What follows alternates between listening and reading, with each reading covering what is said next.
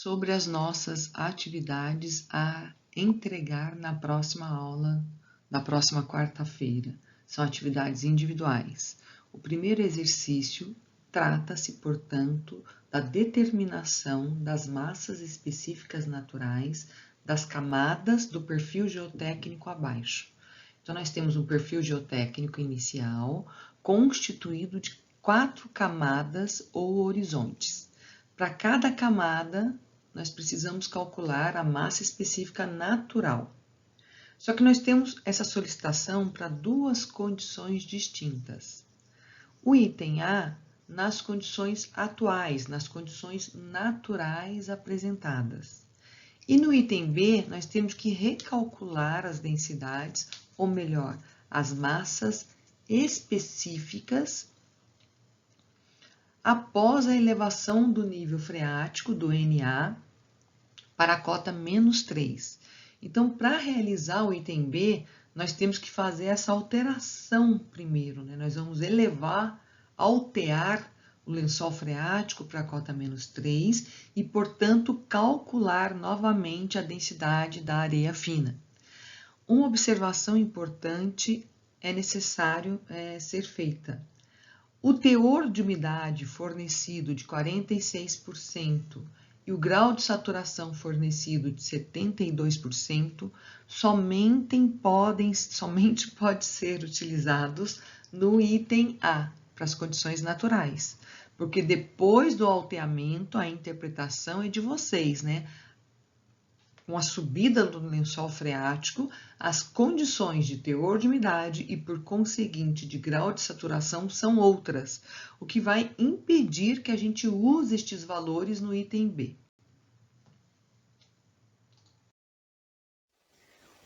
O exercício seguinte é um outro perfil geotécnico, mas para treinamento e retirada de dúvidas, pedimos a mesma coisa: obtenção das massas específicas naturais de cada camada do perfil abaixo. Então, para as 3 camadas de solo que nós temos, argila orgânica, areia muito fina e argila, nós precisamos obter os valores de ρN. Entretanto, ele solicita que isso seja feito só após algumas modificações geotécnicas. A minha sugestão é que vocês leiam essas modificações e redesenhem o perfil. Então, vamos lá. Nós vamos drenar permanentemente o nível freático, rebaixando para a cota -7. Então, nós vamos tirar o lençol freático daqui. Ele vai ser drenado e vai lá para a cota -7. Depois, nós vamos escavar essa argila orgânica inteirinha. A espessura dela, ela começa na cota +1, positiva, e vai até a -3. Ela tem 4 metros de argila orgânica. Ela vai ser removida, nós vamos apagar esse material. É como se a retroescavadeira estivesse entrando aqui e removendo esse material. Posteriormente, o nível do terreno vai começar, então, na cota -3, pós-remoção da argila orgânica. É a partir daqui que nós vamos lançar um aterro de extensão infinita até a cota +3, um aterro com altura até a cota +3. Esse aterro, então, ele vai ter início na cota -3, pós-remoção da argila orgânica, e ele vem até aqui em cima na cota +3. Portanto, ele tem 6 metros de altura. Ele chama-se aterro de extensão infinita. Isso é um termo técnico que nós usamos para designar os aterros que têm um comprimento muito maior que a altura. E foi nos fornecido já o valor do ρN deste aterro, né? Então, a massa específica natural já foi fornecida. Primeira resposta nós já temos. Para o aterro, ela vale 1,85 gramas por centímetro cúbico. Basta agora que vocês calculem o ρN para areia muito fina e o ρN para argila siltosa. Continuando. Por fim, nesse conjunto de slides da aula 5 dessa semana, nós vamos tratar um pouquinho das águas, dos tipos de água presentes no solo. Daí o título, água no solo e água do solo. Nós sabemos, estamos cansados de saber que o solo é um material constituído por 3 fases: partículas sólidas minerais, que deixam na estrutura, no arcabouço, no arranjo entre elas, espaços vazios, que nós chamamos de poros ou interstícios, e que poderão estar parcialmente ou totalmente preenchidos de água. No caso geral, no caso genérico, o solo é um sistema de 3 fases. Então, para solos denominados parcialmente saturados, onde SR é maior que zero e menor que 100%, eu tenho as 3 fases presentes. Então, nós podemos representar uma situação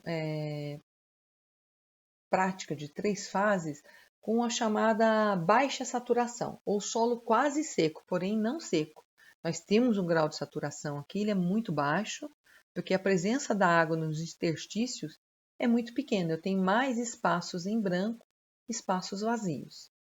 O próximo croquis aqui, croquis B, nós temos já o oposto, um solo muito próximo da saturação, porém ainda não saturado, né? Então, eu tenho ainda um sistema de 3 fases, onde agora, nos espaços vazios, poros ou interstícios, eu tenho mais água do que ar, mais fase líquida, né, em azul, do que fase gasosa em branco.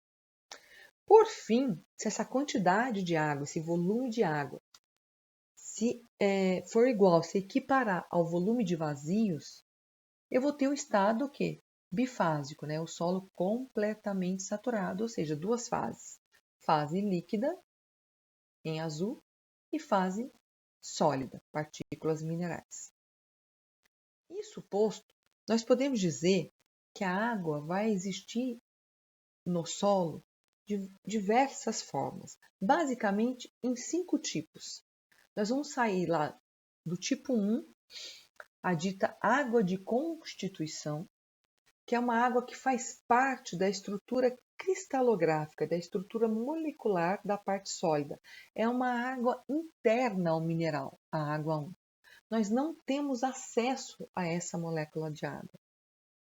A água 2 é uma água muito interessante para o entendimento do comportamento dos solos finos. Então, é uma água que está presente nas partículas de minerais secundários. É a chamada água adesiva ou água adsorvida, com D. É uma película d'água que envolve e adere fortemente à partícula sólida. Ela está ligada, quimicamente à partícula, pelas forças de atração molecular entre as partículas e a molécula d'água. E está presente, em especial, nos solos finos, nos minerais secundários. Essa água está tão intimamente ligada ao núcleo da partícula e envolve a partícula externamente, que é uma película de água sólida. Para vocês terem ideia, nós não conseguimos retirar essa água nem por secagem em estufa, a temperatura maior que 100 graus Celsius.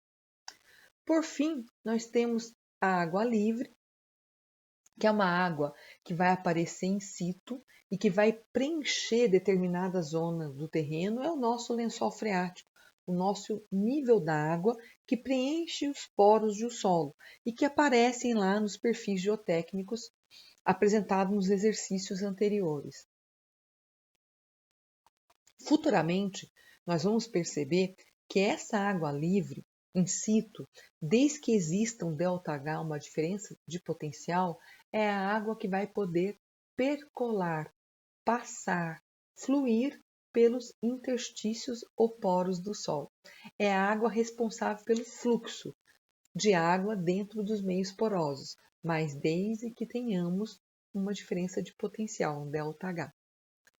E nós temos ainda a água higroscópica, pelo que eu me lembro, já comentei dessa água com vocês, né? Seria a água 4. É a água que ainda existe na amostra do solo, mesmo ele sendo seco ao ar livre. Por exemplo, as amostras que secam no laboratório, nas bandejas, à sombra, né? As amostras deformadas.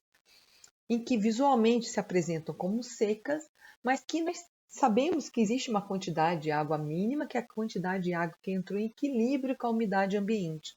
Nós chamamos essa quantidade de água higroscópica. E, por conseguinte, o teor de umidade higroscópico. Por fim, nós temos a água 5, que é a água capilar. Essa água capilar, a água 5, é uma água que vai aparecer em algumas situações específicas in situ, nos perfis geotécnicos, para solos finos, quando a gente tem partículas, grãos finos. E é uma água que vai subir pelos interstícios capilares, pelos poros capilares deixados por essas partículas finas. Então é um fenômeno físico que acontece in situ em condições muito específicas, em solos finos, ou seja, areias finas, siltes e argilas, onde a água sobe, ascende além da superfície da água livre. No momento oportuno, nós vamos conversar um pouco mais sobre esse fenômeno e quais são as influências dele no comportamento geomecânico dos solos. Observação final. As águas livre, higroscópica e capilar são as que podem ser totalmente evaporadas pelo efeito do calor, ou seja, a uma temperatura maior que 100 graus Celsius numa estufa, nós conseguimos evaporar essas águas, o que não acontece com as águas de constituição e com as águas adsorvidas. Fico por aqui, agradecendo a atenção de vocês e desejando um ótimo estudo. Qualquer dúvida, estou à disposição. Até mais.